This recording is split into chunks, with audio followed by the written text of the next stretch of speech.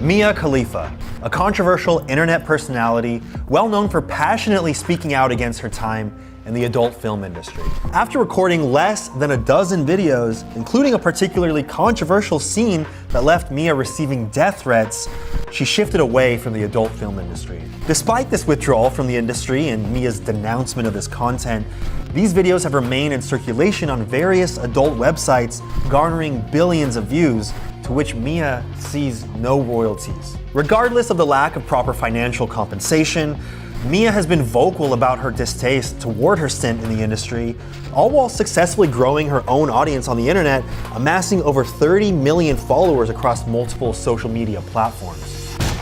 My name's Anthony Padilla, and today I'm gonna be sitting down with Mia Khalifa to learn the truth about her story. Does Mia Khalifa embrace her past as she enjoys the immense stardom and opportunities it's brought her? Or has the relentless scrutiny and shame of her past pulled a dark curtain over her entire sense of self, leaving her feeling shattered and isolated? Hello, Mia! Hi! Thank you so much for coming on and teaching me about the world of Mia Khalifa. I feel weird not shaking your hand, but like, what is, I don't know, Yeah. the COVID handshake. So what do you consider yourself? Internet personality?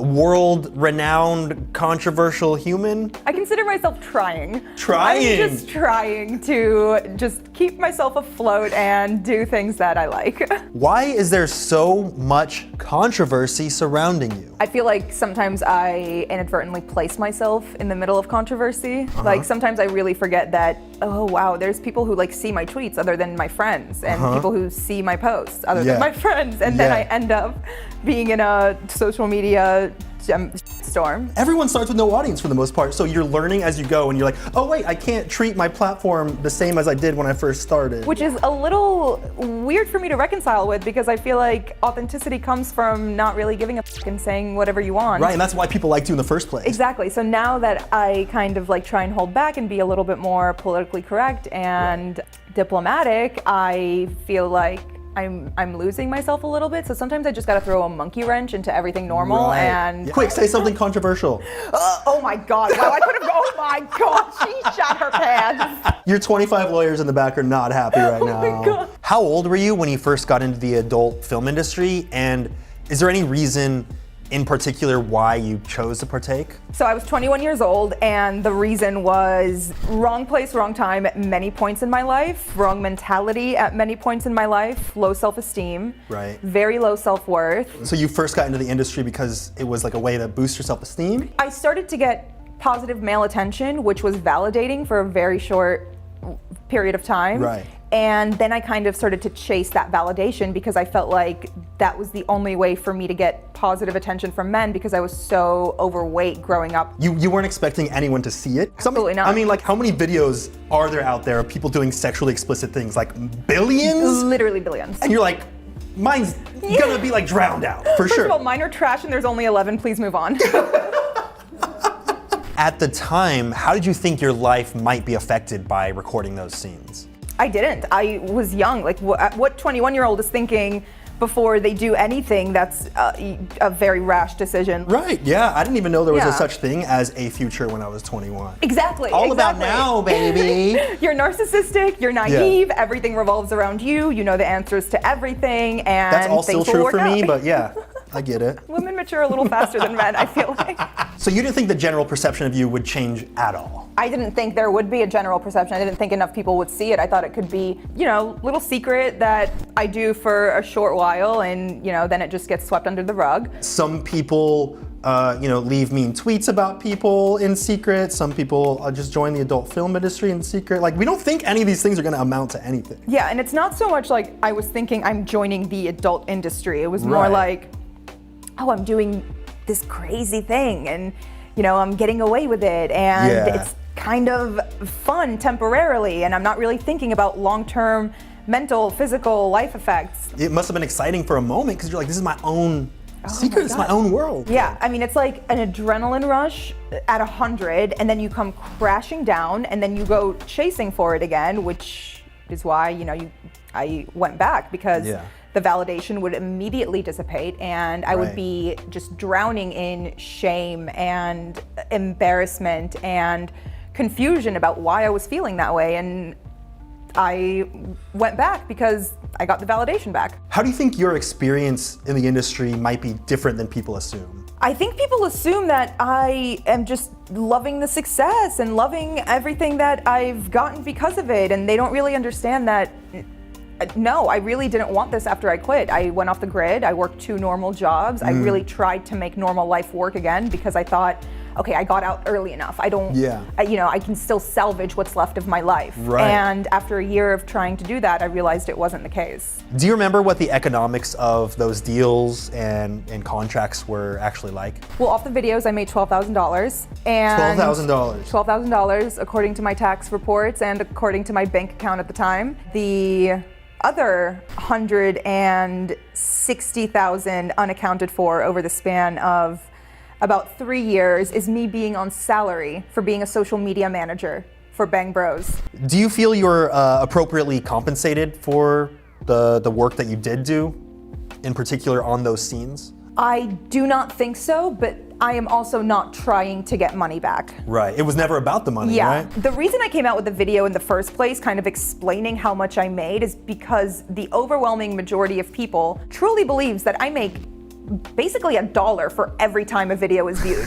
They're like, you're famous, Yeah. you're rich, what do you gotta complain Like, I about? have $800 million just from people like viewing that's not how it works. You Yeah. get paid for the day and that's Yeah. it. You don't Yeah. get any royalties, you don't get anything afterwards, and anything I did receive afterwards, I worked for. Right, so you were contracted by them to work for them separately from the content that you made. Yes, after I left the industry, absolutely. Can you tell me anything specific about the specific scene that raised so much controversy around you? I went in that day not knowing what the scene was about. I'm in hair and makeup, and the 2 producers come in to kind of give me the rundown about what is going on in the scene today. And they ask me if I can speak Arabic, and I tell them yes, and they're like, perfect, we're gonna do this. I was asked to wear a hijab and perform in a threesome with another girl as the scene. And how bad did the reaction get regarding the hijab scene? Death threats. Most of the death threats don't come from like the incels watching porn. They come from the people who were just so mad at me for putting on a hijab and making Muslims look bad. Yeah, you literally had people claiming to be ISIS giving you death threats. Yeah, sympathizers. And then my Instagram account at 2 million followers got hacked by ISIS sympathizers and then taken down for propaganda being posted on it. That's super interesting to me that you have had people, build whole hate campaigns surrounding you for that scene, but yet the people responsible for this get to just live high and dry, and they get to continue doing it to this day. Can I tell you what makes me sleep peacefully at night, though? Sure. Knowing that a man made an entire spear campaign against me because that's how much he fears me, and the truth coming out. Damn, So you got power, win. that gets my hard. Damn, Yeah. you've been doing push-ups lately? Because it's looking real strengthful. Veins are popping. Yeah. What made you want to leave the adult film industry? Realizing I was in the adult industry. What made you realize that you were part of an industry and not just like doing one-off side gigs? About a few weeks into the contract, they had me signed to extend it once all of the news started breaking out about like with the death threats and with the hijab scene and everything. Like when they tried to lock me in for longer and tried to pivot everything they did with me to be that controversial, like Middle Eastern hijab, like they turned the whole website into basically a landing page for ISIS to put people on their, no fly into wherever they are list. Do you feel like you walked into a trap? I feel like I was led into a trap. It started way before the age of 21, but just being naive and being very vulnerable was not a good combination for meeting the person I met at the age that I was and the things that transpired after. I would say that if I had never met that person, I never would have done porn. I never would have done the things that people know me for doing, and I could have just been living life normally, making $18 an hour, hopefully, somewhere. So, I mean, if you could, would you trade your life now for a more modest lifestyle like that? Yes, I would trade it in immediately, like in a heartbeat. Yeah. And on the flip side, I'm very proud of how far I've come and how hard I've worked to get to where I am, and all of the things that I've done against the odds to kind of distance myself from me at age 21. And I am proud of that. I'm proud of just coming so far. How has being in the adult film industry, even for such a brief period of time, affected your day-to-day life? People will grab me. People will grab you? Not like, you know, at a bar setting or at a club setting. I'm talking about the grocery store where I just get grabbed and come up to, and They think that they own your body because they've seen your body. Exactly. Like, they will follow me to my car, they will grab me by my arm. When I tell them no politely, they'll call me a or a slut or like anything in the book. It's happened in the most wholesome of places, like waiting to get my passport stamped at the Copenhagen airport. And I'm standing there with my husband, and this guy comes up to us, and after I politely say no, because I just got off a 15-hour flight, he screamed at me that I was a bitch and a slut in front of a line of about 45 people, and me and my husband are just standing there with 20 people ahead of us, like, okay, so we just all right, just don't make eye contact with anybody. So he wanted to get a photo, and then he called you derogatory things because you said no. Yes. They will show you respect unless they feel disrespected, and a simple no is enough to make them feel disrespected. Yep. They can't handle no. They can't handle the word. What is consent, though? What is it? No means yes, maybe. Does yes mean if that's what we're going by? Pretty much. Jesus Christ. Has your history affected your ability to get or maintain a job or certain work? So the first place that I worked at was a law firm. I would either get hit on by the lawyers, or they would make snide comments, or people in the office would kind of get cliquey, or, you know, clients that would come in would whisper. And then the second place I worked at, which was a construction firm, I was the bookkeeper and receptionist. The person who took a chance on me and hired me would not be able to go to any construction site without everybody bringing up the fact that Mia Khalifa works in his office, without like people calling into the office, like contractors, just to try and like talk to me on the phone. Yeah. And I felt like a burden to someone's business that they worked so hard all their life to build up. Right. I'll be like just about ready to sign a contract with a company, and then I get an email saying, oh, it ran up the chain of command a little bit, and we're gonna have to nix it. You're not very brand safe. Because they Googled you and they're like, oh, never mind. I'm like, your company for shaving pubes. What do you mean I'm not brand safe? I understand you felt a hefty amount of shame surrounding your history. Has this affected your self-confidence or anything like that? I feel like the shame was just very consuming, and it was all I could ever think about, to the point where I couldn't be in an interview where someone said the word porn. Like, it would just trigger me and send chills down my spine and make me just feel so embarrassed that this is why they were talking to me. Like, this is the only thing that they're interested in. This is the only thing I'll ever be worthy of being talked to about.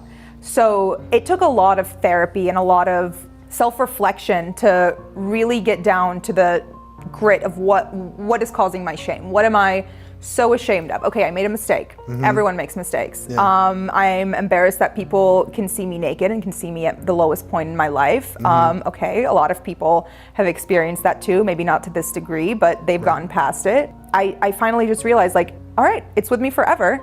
I just have to do enough good to bury the bad. How has therapy specifically helped you kind of move on from your past and feel a little bit more confident with yourself? It's just helped me accept it. For so long, I was internalizing and compartmentalizing to the point where I was living a life that was diluted. Like, I was going about my life just basically getting mad at anyone who recognized me for being Mia Khalifa, even though I was still trying to be an influencer and make a name for myself. So therapy really helped me come to terms with this doesn't have to be a bad thing. Like, this is what you make of it. And it all starts with you inside, working on your mental health and making sure that you're taking care of yourself and you're reassuring yourself and you're grounding yourself. So do you feel like you kind of hated a portion of you? Yes, that's what it was. I hated the part of me that was Mia Khalifa. I hated the part of me that made those decisions. Right. But I loved the part of me that was strong enough to overcome everything that was thrown her way. And I've kind of had to balance that love-hate relationship with myself to just fully accept it for all the good and bad, which I have not done quite yet. So do you feel like you've kind of learned to forgive that part of you that made those decisions in the past to do those things that you now regret? It's partly forgiving her and partly just telling that young girl that, hey, it's okay that these were the decisions you made, because those were survival decisions you made in that moment. I noticed that you refer to your past self, your younger self, in third person sometimes. Is that because you're kind of like distancing yourself from your younger self to a certain degree? My therapist brought that up last week. Really? What did you say? He said that that's part of dissociation, my dissociative disorder. When I look back on the things that were traumatic, I'm looking back at them from like an eagle-eye view. And you feel so disconnected? Yeah, exactly. You're like, well, you've obviously grown, evolved so far away from that I could see that those decisions, you would never make them now. So you're like, that's almost someone else. Yeah. What's your view on independently managed sites where people get to do sexual things like cams and things like that versus the actual porn industry? Oh my God, girl, if you have the entrepreneurial spirit to start your own website, right. Do it where you are in control of everything, and when you're ready for it to be taken down, all you have to do is press delete. Pornhub is estimated to have made over $500,000 off of your content. Do you think that's an accurate estimate? Yes. But I don't know how much Bang Bros makes, and in the cease and desist, they basically said we did not make 50 million, and they probably made 49.9, and they're just like... They weren't willing to say what they did make, only what they didn't make. How do you feel about certain websites, just to not name a few, posting and pushing your videos and advertising them whenever you start picking up press, kind of duping people into believing that you are consistently and still active in the industry? It's extremely detrimental, and that's been the hardest to get away from. Like if that wasn't happening, I think it would be a lot easier. Right, so it's not necessarily about the fact that you did these things in the past, it's about the fact that they are treating it, and it looks like you're still doing it actively. The most obvious when all of this started breaking out last week, all over again, most of the reaction was, wait, you're not still doing porn? Right, yeah. Like, sir, no, I barely get laid, I'm married now. Yeah, once a month at most. Yeah. Which is enough, to be honest with you.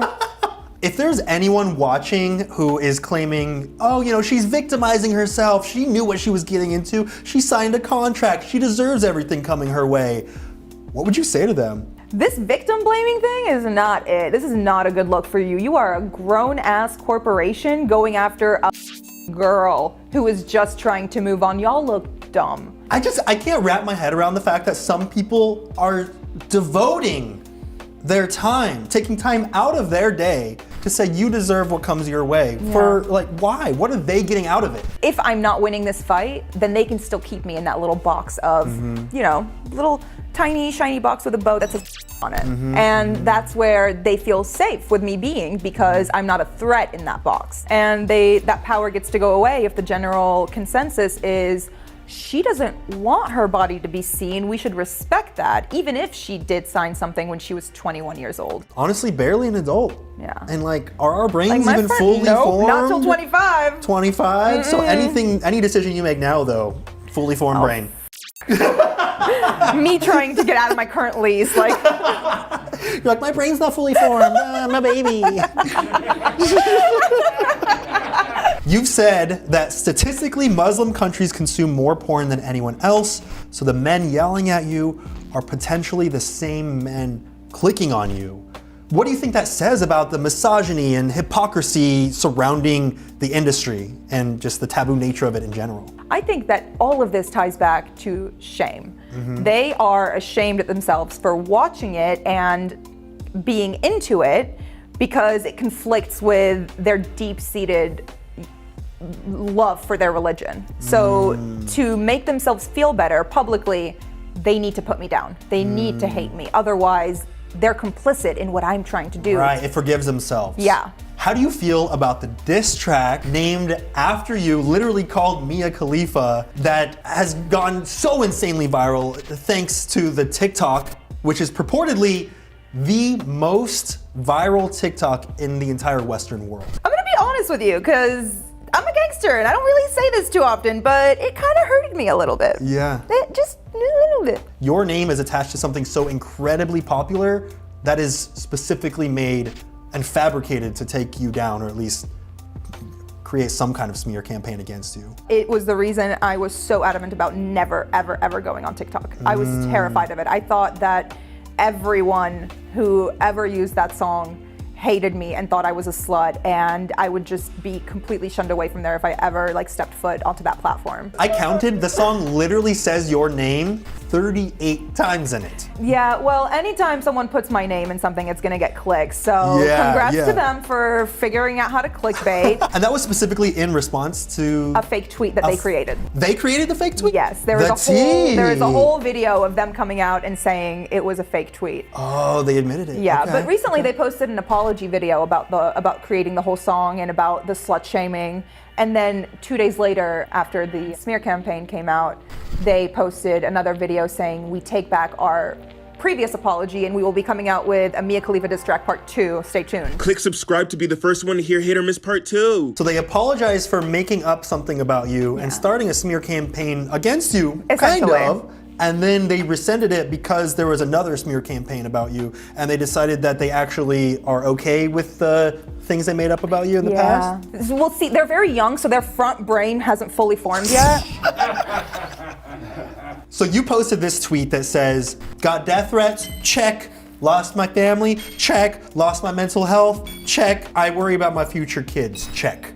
Do you feel like that accurately sums up everything that you've went through? No, I didn't have enough characters, but okay. That's about the gist. Okay, it's just a gist. Like, I do have a great life, but it has been so hard to get here. Right. I feel like a lot of people focus solely on the fact that you are physically healthy, that you have, some fame surrounding you, that you have money, that you're comfortable, but they don't take into account the mental toll, the mental pain that you've been going through and are still going through. Yeah. Anything, really. You've become an outspoken advocate for women and human rights in general. If it were up to you and you could change the laws to make things safer for people out there, what kind of things would you change? I just want to protect young women who want to go into this industry. I think that it should be illegal to force a woman to sign a contract right then and there. They force you to sign it then and there They in don't the seat? force you, but they put it in front of you and say, this is your contract, sign it.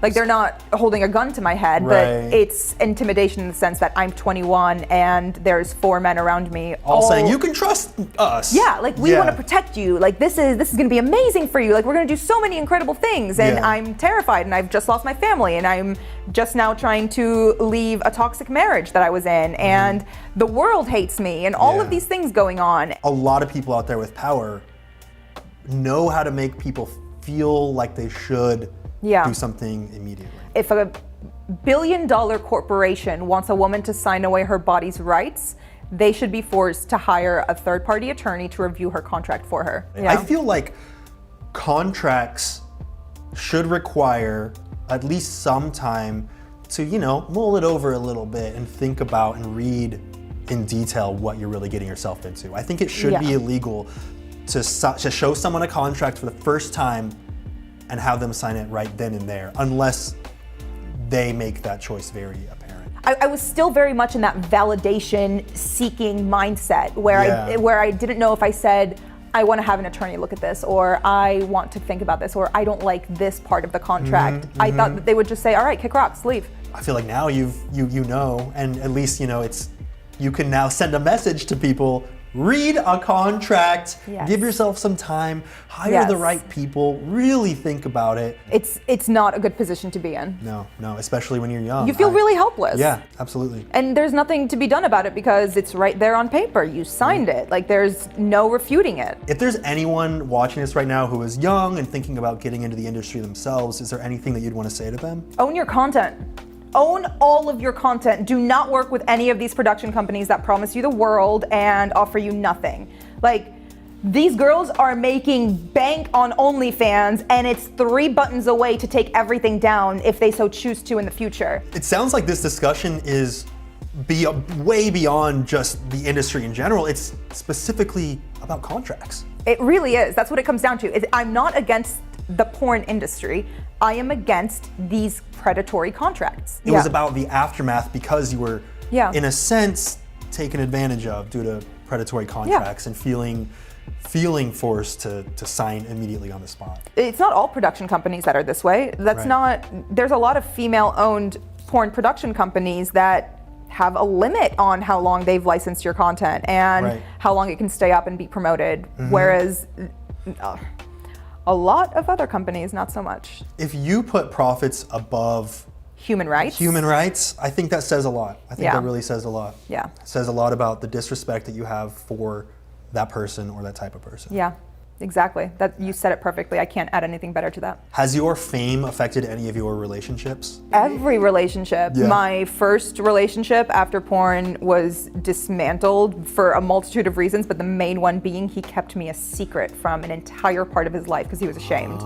And any type of dating afterwards, it was either they were off-put by the whole fame aspect, or they were a little too into dating Mia Khalifa, which is disgusting. Yeah, where they're like bragging about it to their friends and stuff. Yeah. And then I met my husband, who had never heard of me, which was so refreshing. You're like, have you heard of me? No, thank you. He's like, I am so sorry. I know I should have heard of you. You're like, no, that is great, actually. It was literally a conversation like that. I was like, Yeah. okay, well, take a seat because I'm about to fill you in and you Yeah. can run if you want. And he Yeah. didn't run. But it still affects my relationship. Like him and I go to therapy together to work out how he can kind of reconcile all of the hate that he gets Right. versus like still wanting to support me publicly and not feel like not make it seem like he's ashamed of me while also still protecting his mental health and our relationship. Dating you, being married to you, has forced him to kind of become part of all this. Yeah. You can't pick and choose what parts of me you're proud of.